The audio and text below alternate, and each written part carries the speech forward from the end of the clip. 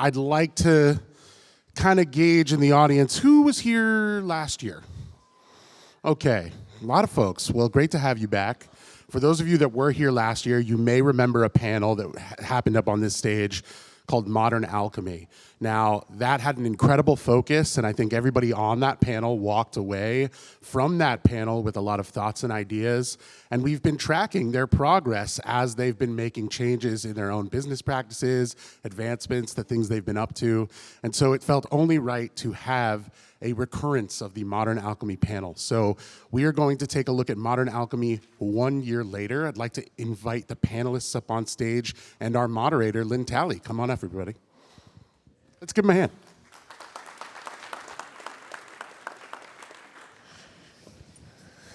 Oh, I guess I could sit a little closer, like this.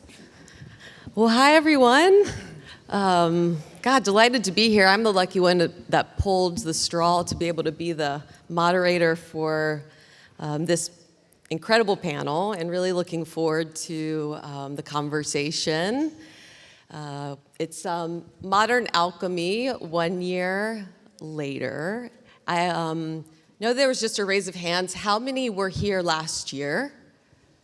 Yeah, so you know what the treat you're in for. Before we kind of get into it, because there are several that were not here last year, I'm going to let each of you go around, introduce yourselves, and share just briefly the work you do, just to bring everybody up to speed. Awesome. Hi, everyone. Welcome back for those who are returning. And for those who weren't here last year, my name's Chase Kahman. I founded or co-founded a company called STEMS in the textile industry and now the agriculture industry. People refer to me as the Banana Man. You'll learn more about that in a moment. But in the quickest form, we convert banana plant waste into textiles. Hi, everyone. My name is James Merrill, the founder of Stoked Plastics and Optics. So Stoked Plastics is a materials company. We take inbound and ocean-bound or ocean-found plastic and extract it and turn it into high-performance plastic products. And then our Optics eyewear company is basically a skunk works of that Stoked Plastics company, where we take that ocean plastic and we turn it into high-performance sunglasses and ski and snowboard goggles. Hi, everyone. I'm David Stover. I'm a co-founder of Bureo. Really happy to be back here in this room with all these inspiring people. We've been focused on keeping fishing nets out of the ocean. So our program started 12 years ago, and we focus on collecting nets to prevent that material from the ocean and working on a responsible replacement for virgin plastics. So we've collected over 7 million kilograms of material since we were founded. I'm really focused on how we can expand that program and have an impact, and really thankful to be here. Hey guys, my name is Gary. I'm cleaning rivers in Bali with my brother and sister. We run Sungai Watch. Very grateful to be here again with the fellow colleagues. It feels like it's going to be a yearly reunion now, but very, very excited to be here today. And I'm Lynn Talley. I'm with the New Earth Project and Atlantic Packaging. We're going to have 45 minutes to be able to hear what happened in the last year, the unexpected, maybe the expected, and the twists and turns. We'll also do a Q&A. So, if a question bubbles up at the end, I will reach out to you all and get some of those questions. All right, so we're going to start with Chase. One of the things that I know is your sort of grounding roots of how you keep going and why you keep going are your kids and your passion for leaving the planet better for them and for future generations, or like we heard last year on this very stage, our kids' kids. So catch us up on how the year went, and through it all, how your why really kept you in it. Yeah, absolutely. So I was talking to my wife this morning and just kind of updating her on the dinner that we had last night. And one of the things that she said to me was, because she's so much a part of what we're building as well, and we have a third kid due February 1st. So, in 100 days, I've got a lot of movement to make on this business. But what she was telling me was how the reason that we're doing this is because it matters, right? There's this picture up here, and what is it again? Yep, okay. So the amazing thing here is both of these crops can make fiber, but there's only one crop can actually make food. And like I said, some people refer to me as the banana man. And what we discovered about 5 years ago was the number one most produced fruit in the world by volume can actually make the textiles that protect us, right, and clothe us. But the most important part is they actually also generate food, right? Who here has had a banana in your life? Everybody, right? One of the first things that you eat when you're a baby is a pureed banana. My kids had bone marrow, but, they had bananas as well. And the amazing thing there, right, there's a story to everything around us. And we're on this regenerative farm last night having dinner, and I couldn't help but just continue to think about this idea that the crops that feed us could also be the crops that clothe and kind of surround our lives with materials that are useful. And banana plants are pretty cool because they're naturally a regenerative crop. So you plant it once, and that crop will regrow for 24 years. And there's banana plants all over the region here. And after 9 months, you harvest fruit. And then you chop the stem, hence our name, down to the ground, and then it'll regrow. But on these industrial farms, the plants also act like a revolver. So there's 3 stems growing at once. You get multiple harvests from one crop. And we buy only a 4-foot section of a 12-foot plant, and then we extract fiber. And you also get 5 gallons of water, which you can convert into 3 gallons of drinking water or a beverage. And then there's 10 pounds of biomass, and there's a ton of stuff you can do with that. And really the genesis of why we're doing this started with this idea of how do we maximize and optimize the utility of things that already exist? Because there's a lot of utility that can be had from industrial systems that create waste, and we chose banana plants because of this very unique property with the fiber that helped us define one of our whys this year. Where would you like me to take this next? Yeah, so the clarity you even got last night, Yeah. kind of even refining even more of why you're doing what you're doing. How many of those did you have throughout this year, like as you continue on this journey? Yeah, so the dinner last night was amazing. It was really impactful for me because I focus so much on finance now and just fundraising for the company and building the business so that we can enable the why to really take shape for the world. And we operate in an industrial supply chain where, you can make textiles. Sure, you can make textiles in like low runs, but how do you do it so brands like Nike could make 250,000 units one run, 1 million the next, 2.5 million the next? And so that's really our focus is on being able to do that. But last night, it allowed me to get a little bit more emotional and like in tune with why we were starting this and why it is so important to be looking at the reason behind what we're doing.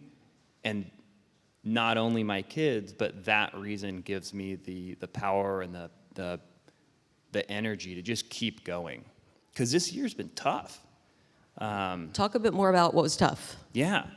So this year, we did there's three main things, right? So one was one of the successes, right? We did what we said we could do. So last year, I had a cone of yarn on the table, and it was a little bit of yarn. But this year, we said what we proved we could do what we said we would, and we made a lot of yarn.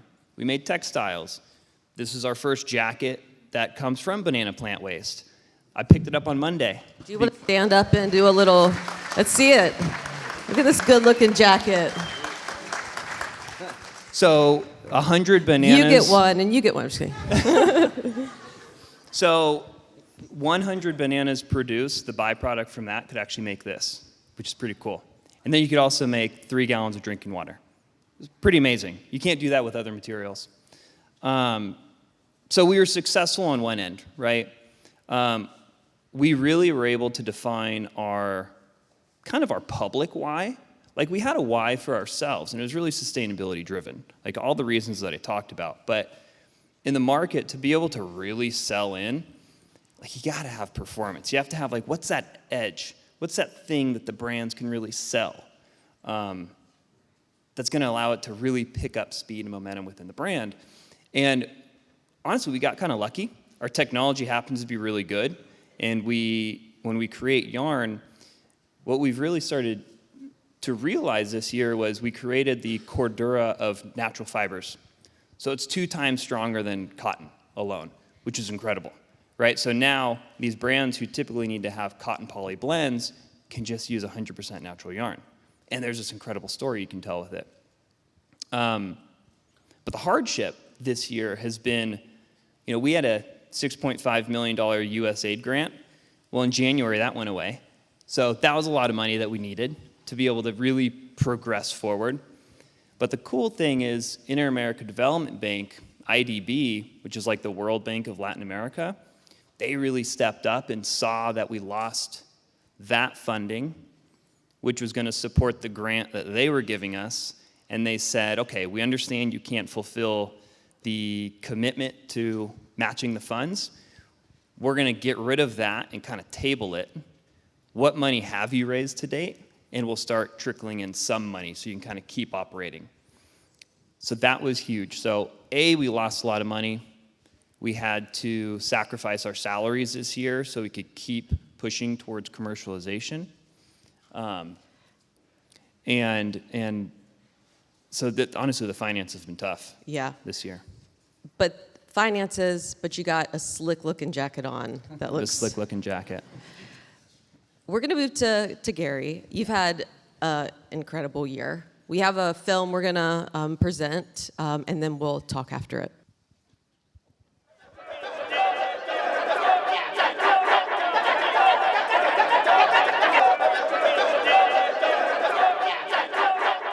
Grew up on the island of Bali in Indonesia. Started Sungai Watch about 5 years ago in the midst of COVID, when there was a massive lockdown happening. Bali was closed, and we sort of looked at our rivers as a way to stop plastics before it goes into the ocean. Our activism journey started 15 years ago when we were little kids with my brother and sister.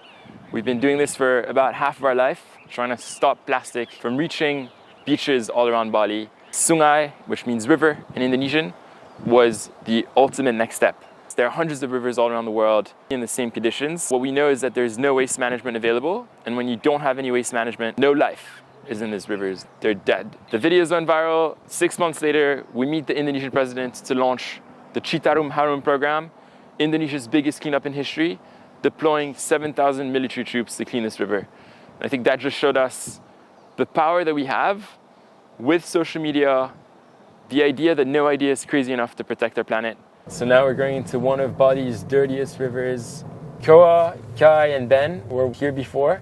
The conditions have unfortunately gotten a lot worse. The idea is to put all plastic within these green bags. We're collecting so much plastic bags. This is all going to be turned into furniture. A lot of sachets, single-use, multi-layered wraps for snacks. This is washing sunlight for dishes.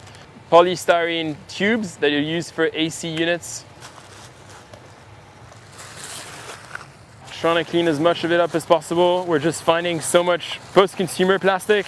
Everything will go to our sorting station. From there, we'll sort by type of plastic, and then from there, we process it into our washing facility to ensure that, we can give this plastics value and then fund back the cleanup effort. By turning this, for example, into furniture, we can then make sure that every sale goes back to cleaning up more rivers.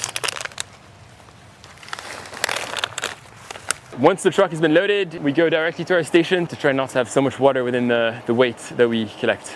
We store it and let it dry a little bit. At dry weight, we need about 2,000 plastic bags per chair. That's our big, chunky lounger on back. Here we're sorting our fresh trash from the river.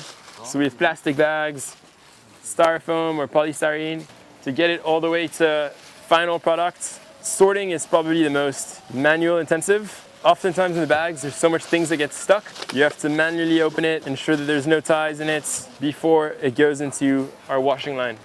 The idea is to sort it manually, individually. Unfortunately, there's no machines as of yet that can open up the dirt. A lot of single-use plastic bags. The traditional markets, everything here is double bagged, triple bagged, and then people just toss it into the river. No waste management here. Private companies that need to fuel their facilities, so cement kilns, paper mills that have giant facilities that are not on the grid and that are creating their own electricity. Most of them are coal powered, but more and more in Indonesia, some of these facilities want to be more sustainable, and so they're moving towards plastic fueled energy, which is great to see. The future is ensuring that our rivers don't get polluted anymore. With the mountains of plastics that we've been collecting, we need to do something with this trash.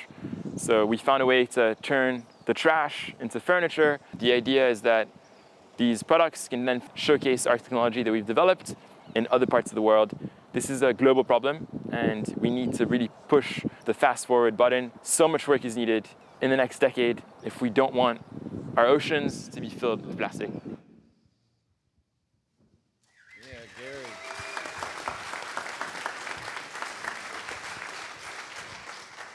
I mean, what a year. And not only the cleanups, but the ripple effect of the community and the creativity and what you're doing. I would love for you to fill us in on the year and also the experience of the devastating and heartbreaking floods in September that you all had to go through. Thank you, Lind. Thank you, PK, as well, for the film. PK, round of applause for following us along the journey. It's definitely not the most pleasant smells when you're in a river filled with plastic. You can barely move. You're literally stuck. Every step forward, you don't know if you'll hit a nail or, I have like these cockroaches that get on my back, spiders the size of my hands. And a few times I've had like pythons literally like this thick go between my legs. So it's always like very unknown ground. But the reason we're doing it manually is because, we're like kilometers deep in the mangroves where no heavy machinery can go, or we're like under bridges that are inaccessible to heavy machinery. So it's still very manual intensive. I think this last year for us, when we were sitting here a year ago, we were excited about our expansion to Java. Java is the most populated island in the world, 160 million people. It's, I think, half the size of Florida. Imagine half of the US population in half the size of Florida. That's how much people live there, and there's absolutely no waste management. So we've expanded to Surabaya, which is the second most populated city in Indonesia. Every day there, we're catching 10 times more plastics per river than we are in Bali. And it just shows you how much impact you can have when you work in very populated cities. The more populated cities are, the more plastic consumption. When there's no waste management, that's really where the impact needs to be made. So that was a very big learning curve for us. I think, natural expansions, now we're managing 200 people every single day, but having to wear different hats. We're running our foundation, and then we're running this new social enterprise, Sungai Design, which is more of a salesman perspective. So that's been very challenging as well. Being in the river, cleaning up, trying to be meditative, coming up with new ideas, and then running the business side, which represents a full other mentality, which these guys are really good at. Okay, I have to say the amount that you all have been able to accomplish in 5 years, right? You said Sungai Watch started like during COVID time? 5 years ago, yeah. We just celebrated 5 years last month. I think your patience is an important thing to note, because you all have been able to do so much in 5 years, but how patient you are. That meditative energy, I think, needs a moment of recognition, because so many of us believe that we have to hurry, rush, and I know that there's times in that for you, but the presence and patience in it all, I think, is really powerful, and it shows. Yeah, I think oftentimes you do really want to push that fast forward button. There's thousands of rivers like this, millions of plastics that are just waiting to be cleaned up, and it's definitely like more on a personal note. One of the biggest challenges is that it's not necessarily what you see or what you smell, but it's the feeling that this is normal, and this is literally the reality of so many communities in Indonesia. You mentioned September for us was probably one of the hardest months. Bali got hit by deadly floods. 17 people went missing. And all of a sudden, Sungai means river in Indonesian. And we sort of, first boots on the ground, looking literally for missing people, put up a fundraising online. Within a few hours, we raised $100,000. But the support of local community was really incredible. Charles spoke about the gift economy and the gift communities. And here in Bali, communities stood up to the task. So no cleanups were alone. And that's the beauty, I think, of, unfortunately, in every destruction, you have community gatherings and community waking up. So September was an incredible month in terms of community really showing up to protect Bali for years to come. But I think, there's just still so much work to be going. So I'll be going back right after this to the rivers, if any of you want to come. Thank you for being you. Thank you. And being an example and creating that community that we can all inspire to be. David, I'm going to move to you. You've had your own twists and turns, unexpected. Tell us about those challenges that you experienced. Yeah, for us, our material is called Net Plus.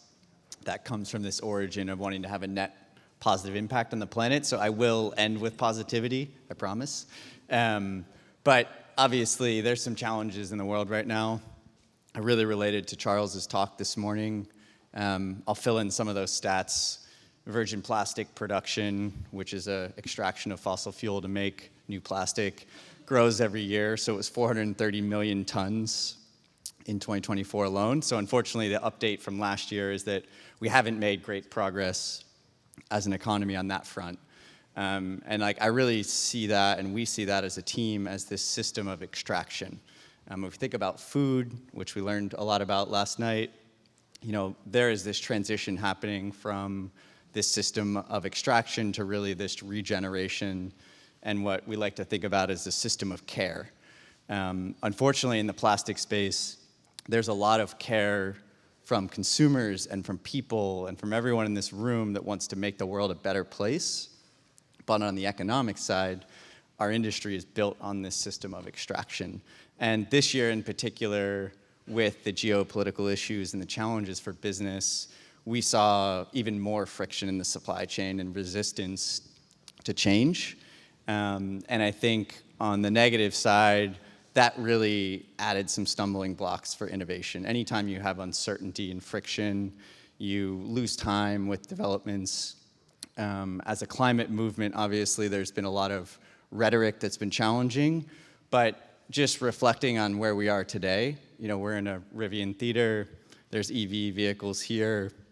That's a perfect example of an industry that we know will transition away from fossil fuels. It will transition away from extraction. And there's been stumbling blocks, but that flywheel is spun, right? We're not going back. We're going towards the future. And I think that that gives us hope. And so, the positive news for me is that there's good humans in this room and in the world who really do want to make the world a better place. And, in the last year for us, in those positives, we've been aligning with brands and consumers and storytellers to really highlight that and try to inspire people that, as Charles said, even though it doesn't always make sense from an economic side or to clean a river to battle this 430 million tons, we absolutely need to do this because this is the future that we're trying to build. So I'll pause because we have a short video that really highlights one of those projects that for us really exemplifies this idea that we can take a responsible material, so a waste that was fishing nets, and put it into a really high performance product, and one that doesn't have to make sacrifices, but it's rigorous, it's durable, it's functional, and we're really excited to work on more of those projects. Great, let's play the film.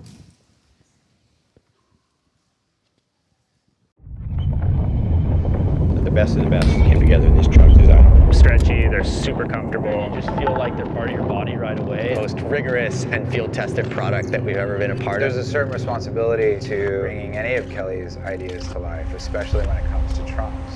We already had a really good trunk. It was just tightening it up. I think the Apex Evolution is the best trunk I've ever worn. So just on that project, so really kind of the performance element was wanting to design a performance board short, and Outer Known was leading that. And the idea was to show that waste can really go into a product that is rigorous and durable. And having the positive push from a brand who's really trying to build this community of change, we're seeing that all throughout this community, the surf community, the outdoor industry. They're really leading the change for the apparel industry right now. Apparel, unfortunately, going back to the negative side, more than 90% of the synthetic fibers in the apparel industry are virgin plastic. So they're very much fueling that growth of virgin material. That makes up about 10% of the global greenhouse gas emissions. So for us, as a company that's trying to scale collection points for fishing nets, we're very much aligning as a solution for that industry. And outside of apparel, we continue to work on more simple molded projects. Certainly like what Gary and his team are doing in Indonesia. We have a history of, we started building skateboards and transitioned to sunglasses, some of the work that James is doing. So we've had a chance in the last year to work closely with our partner Costa. We started working with them in 2018. Obviously they're connected to the large eyewear industry. They have begun to see the power of responsible material, and that campaign really infusing positivity with their community is, untangling the oceans, finding ways to really reduce this reliance on this extractive material. And I think that here in California, we're seeing an incredible community of companies that are really reaching the consumer and allowing them to be a part of this solution and kind of like transforming that industry into this system of care. And we're really obviously proud to see that. I know that Bruce Moore from Florence spoke here last year. Subsequent to that, we've been able to get a project off the ground with that team. So anyone not familiar, they've been building kind of functional modern equipment for surf. Really inspired that their athletes are so involved, their ambassadors are so involved in educating their audience on this really storytelling of a more responsible material. And really, they're helping not just them, but that community of new companies in that space is helping, tell surfers and people who love the outdoors that yes, we have impacts making products, but we can do it in a much more responsible way and one that cares about people and cares about the planet. Not just here in California, we've been starting to work in the last year with a number of companies in Europe. Finisterre has become a close partner of ours. Again, founded by surfers. They are really looking at natural fibers, which what Chase is doing is a really important part of that apparel space. We can't replace all this plastic with recycled material. So looking at certainly stems from bananas and more regenerative cotton and alternatives for plastic plays a really big piece of that. And we're really like on the positive note, like this momentum is going. Companies are making these transitions and these innovations.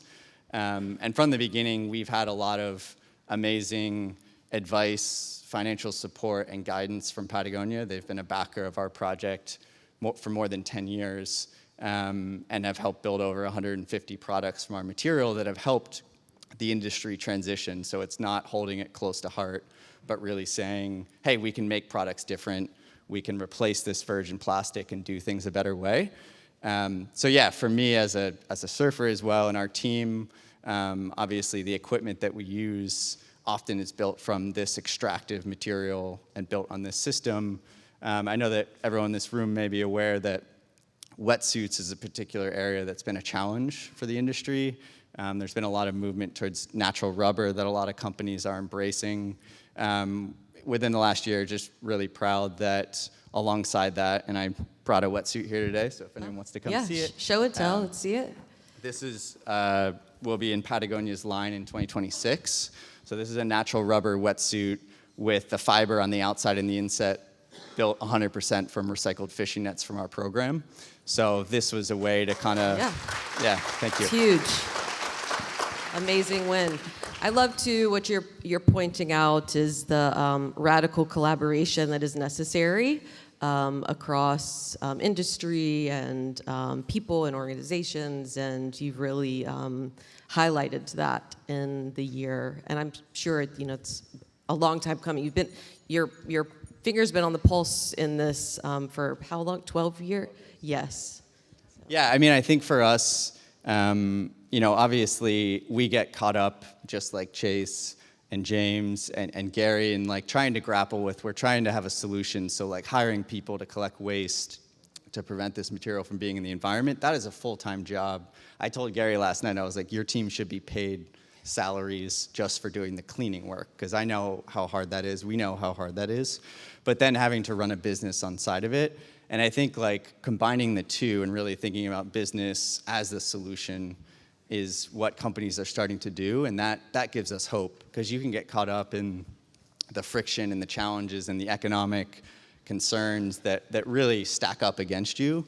But looking out and just knowing like there's good humans in the world who want to make the world a better place kind of gives you a view into the future on that like healthier planet that we can all build. So yeah, thanks to everyone that's in that community and for inviting us back for this update.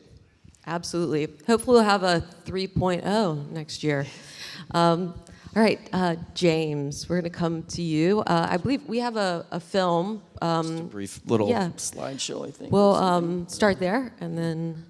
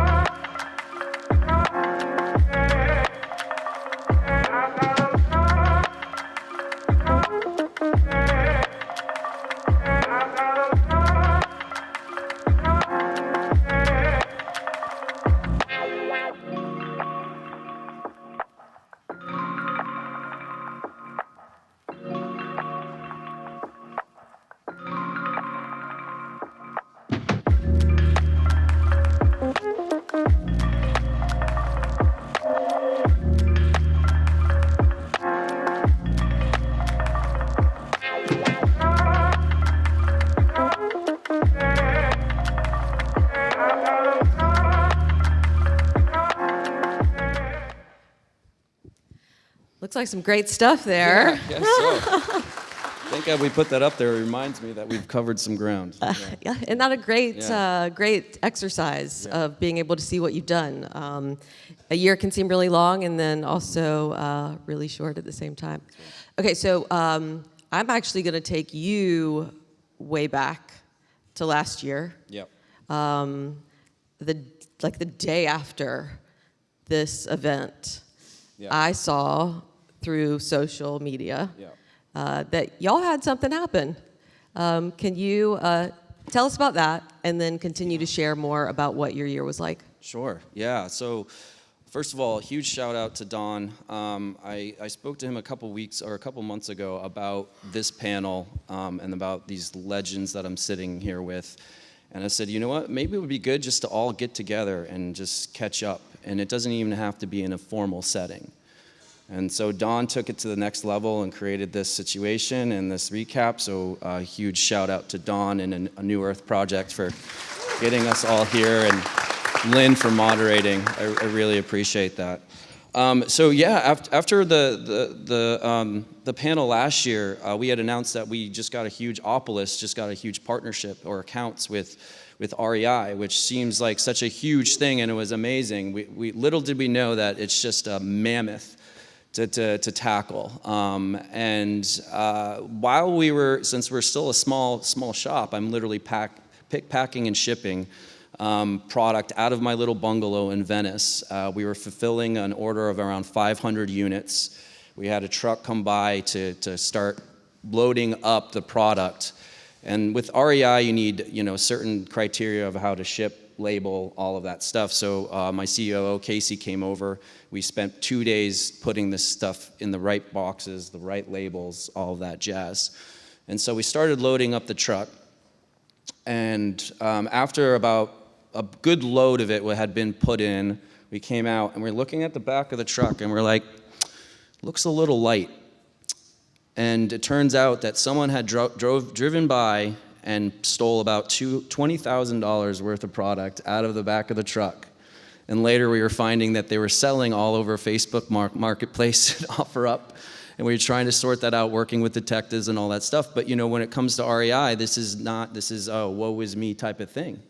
So not only did we have to eat that 20 grand that was lost, but then we had to re-up the order to make sure that we were meeting the quantities for REI and to meet the deadlines. So that was like a really big wake-up call for a small startup company like ours, is that no matter how big or small, these problems can be quite drastic and overwhelming. So it's just one of those things like, it's out of our control. What can we do now?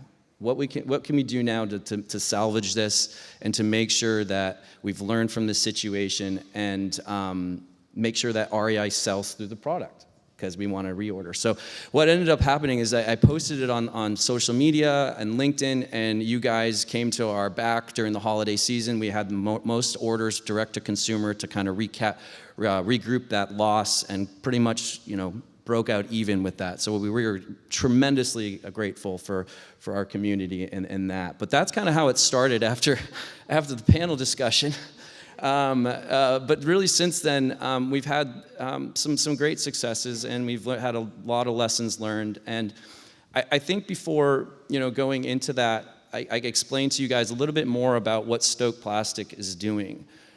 So we've teamed up with the top scientists to create an extender, more or less a glue, which basically fuses 25% new plastic with 75% recycled plastic, or outbound or ocean-found plastic, and basically create a new blend or a new plastic that's light, durable, and strong. So in the end, it's not a weak plastic. It's more or less a replacement for virgin plastic, and we're talking more or less for hard performance goods like sunglasses, goggles, coolers, and whatnot.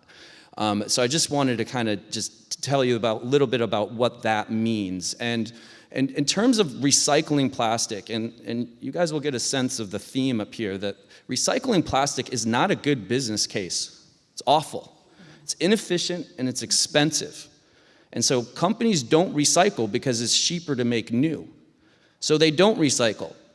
And the other problem with recycling plastic is not durable, right? So when it sits in the environment, it becomes brittle and weak. And when you upcycle it again, it becomes weaker. So no one wants to buy something that is bound to break, right? Like the science just isn't there. So what we've been able to create at Stoked Plastics with our scientists is truly remarkable. The level of recycled content we're able to bring, performance-based hard goods, is a remarkable thing. And so the other point I wanted to bring up too before I get into those things, and I'm so glad Gary and David and Chase are here, because especially Gary with what he just showed, is that, people think plastic is being recycled, right? And often public perception overestimates the end-of-life recovery. But only 7% of recycled is actually recycled. And people think that they're buying recycled goods, but only 3%, well, goods claiming they're recycled only contain 3% in hard plastic products. So where does the rest of that plastic go? It gets exported to developing countries like Kenya, Indonesia, and the Philippines, where Gary's extracting plastic from, right? So plastic is not just an environmental problem. It's a security, it's a safety, it's a livelihood issue. It's impacting communities that are impacted by polluted environments and shattered economies, and it creates tension and violence and often all these other horrible things. So it's very important to understand that, because this is leading into my story of some issues that we run into. So we've had a lot of big wins, and you saw on this slideshow that we're talking to very big brands, and a lot of those discussions happened because of this panel last year. We're talking to J.J. Florence, or John Florence. We're talking to Burton. We're talking to all the big players, and we're doing the right things, going through the piloting.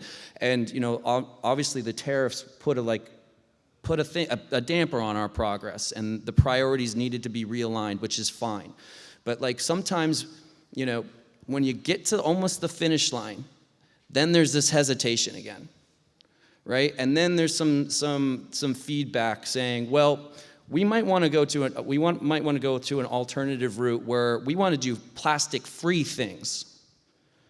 Okay, great, and we understand that, because we need to push those boundaries like Chase. We need to start going with the natural fibers, and we need to start doing that. But for us, for hard plastic goods, there's still so much shit in the environment. Gary sees it every day. There's so much plastic, and David sees it every day with the fish nets. There's still so much stuff in the environment. We need to extract it, we need to use it, we need to repurpose it, and we need to make sure that the communities that are most impacted by it are benefiting from it. So that is like my rant, but that's constantly what's happening now. But we've been seeing more progress and more traction with the small to medium businesses, where they can align their goals and decision making with what we're trying to do, our why, right? And so that's been like a really important lesson learned, and that's been a really big part of our success lately, is getting, we got a purchase order from this company called Flytanium. They make knives. So now we're making knife handles. Didn't know that was gonna happen. We're working with a lacrosse company. We're gonna make lacrosse heads. Didn't know that was gonna happen. We're working with a sprinter conversion company that wants to make their interior out of our buckles, trims, and other hard products to replace plywood because of the damage it's doing to the ecosystem.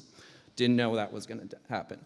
So it's been like a really important year for us, and a really significant one in terms of like trying to figure out who your people are, who your tribe is.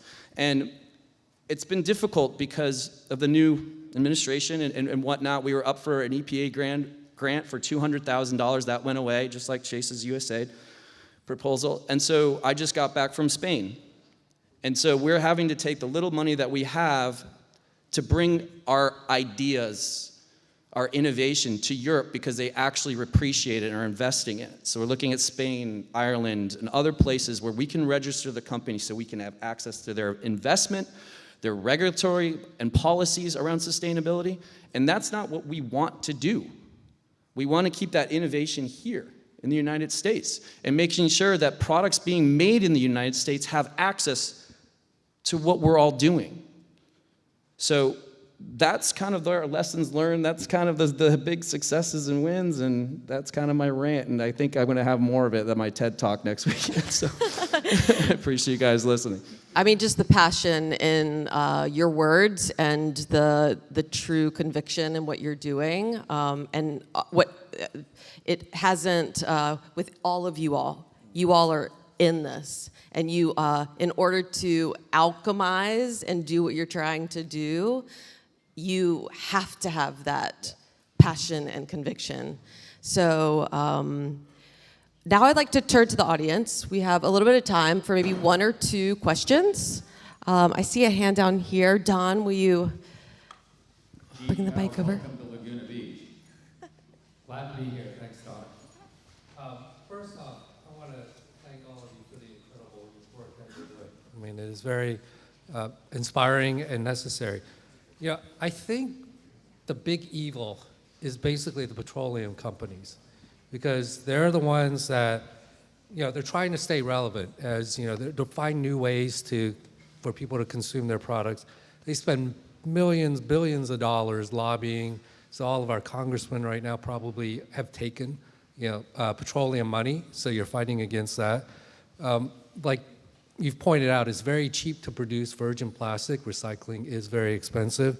And then finally, they do a lot of false marketing around plastics and how it is recyclable, which many of us know is true, but the general public does not. So my question is really like, how are you thinking about these factors, the petroleum industry really, and its impact on what you're trying to do?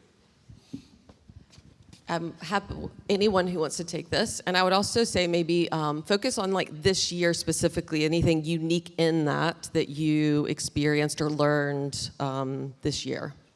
Yeah, I mean, I think certainly overall we can all recognize that like the true cost of producing plastic is not in the cost that's sold into the market. And you mentioned that petroleum companies are always looking at ways to extract materials and make money. It's kind of counterintuitive, but the transition to the EV market has brought demand down for fuels. And so that's put more money into building petrochemicals, which obviously doesn't help the movement. And I think that like right now we're really reliant on the consumer and brands and products that are being made to put pressure on that industry to show support for alternative materials so that they recognize that. Eventually, I do think regulation will have to step in because it's not a fair playing field for the cost. This is a subsidized industry. In many places, there's a lot of geopolitical issues now that are driving down the cost of plastic, which is hard to believe. So we see the impact in the videos that were shared today of what plastic does to rivers in Indonesia, what the extraction side does. There's nowhere in the economic model for that cheap plastic price that most products are built on that account for the communities that live around those extraction sites, the communities that live around the pollution site. And as a society, like brands and consumers stepping up to recognize the additional value to care for the planet is what we need right now. And eventually we'll need regulation to come in as well to support those initiatives. Yeah, I think I agree with all of that. And it's important, so I got some type of award the other day. Congratulations. Thank you. It's called the Polynex Award Conference, and it was based in Dubai, and actually it was sponsored by BP, so big oil and gas. And so it was interesting to receive award of innovation and recycling from an event conference that was focused on recycling, but then was sponsored by big oil and gas, BP. And while we were there and while talking to people, we started to notice a trend, obviously. So we think that BP, big oil and gas, petroleum-based companies, they're definitely leveraging, they're being optimistic and opportunistic right now with what's going on in the United States. They're focusing on this because that's driving a lot of their market for them. But when it comes to Asia, Europe, and Latin America, they are really struggling to get through to the policymakers and whatnot. So they are trying to look for other ways in which to use their massive resources and to take some accountability for producing this plastic shit and to own it. And so it was an interesting and I think a productive conversation for me to give some perspective that there is some willingness, but there is some, it's very scary to know that the place where we're living in right now is being taken advantage in that capacity. So it's nice to see that there is progress going somewhere, but then we're then taking 5 steps back when we're talking about the U.S. economy and marketplace. That's a little bit of what I noticed as well. I just, go ahead, Gary. Sorry. Yeah, so part of our work is all about accumulating data, looking at plastic as evidence, pinpointing the brands that are the biggest polluters. And so this year has been instrumental in terms of sitting down with the minister, with the president cabinet, really to try to push EPR, which works in California. But in Indonesia, unfortunately, the highest powers own most of the petroleum. So, even navigating, getting it almost to a law being placed, and then realizing that right at the final through line, actually, wait, we need to speak about who actually owns the country. So it's been very interesting. I think even in Indonesia, I think we see it as much as here in the US. Thank you so much for the question. We are at time. I encourage everyone, if you had a question, Chase, James, David, Gary, I believe y'all are going to be here for a bit, so please connect with them and definitely continue the conversation. Thank you all. If you all don't mind helping me celebrate and give an applause to these beautiful friends. We all know the work they're doing requires a lot of mental, emotional, spiritual energy, and we want them to keep alchemizing. So we're sending you on away for another year to do so. Thank you.